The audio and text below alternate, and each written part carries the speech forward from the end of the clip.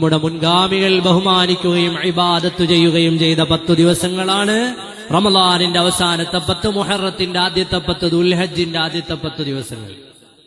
ദുൽഹജ്ജ് മാസം നമ്മിലേക്ക് വരുമ്പോൾ അഫ്ളലു അയ്യാമിദ് ദുനിയാ അയ്യാമുൽ അശ്ർ എപ്പോഴും നമ്മുടെ മനസ്സിലുണ്ടാകണം. ഭൂമിയിൽ ഏറ്റവും ശ്രേഷ്ഠമായ ദിവസങ്ങളാണ് ദുൽഹജ്ജിന്റെ ആദ്യത്തെ 10 ദിവസം. ആ ദിവസങ്ങളിൽ നോമ്പെടുക്കണം.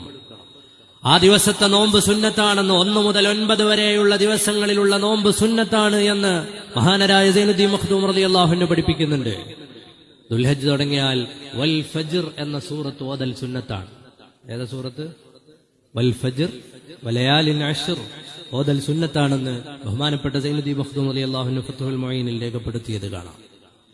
അപ്പോ ആ ദിവസങ്ങളിൽ നോമ്പെടുക്കുക. സയ്യിദുനാ മുഹമ്മദുർ റസൂലുള്ളാഹി സ്വല്ലല്ലാഹു അലൈഹി വസല്ലം ആ ദിവസങ്ങളിൽ തുടർച്ചയായി 9 ദിവസവും നോമ്പെടുത്തു എന്ന് മഹദിമാരായ ഉമ്മഹാത്തുൽ മുഅ്മിനീങ്ങളെ തൊട്ട് റിപ്പോർട്ട് ചെയ്യുന്നത് കാണാം.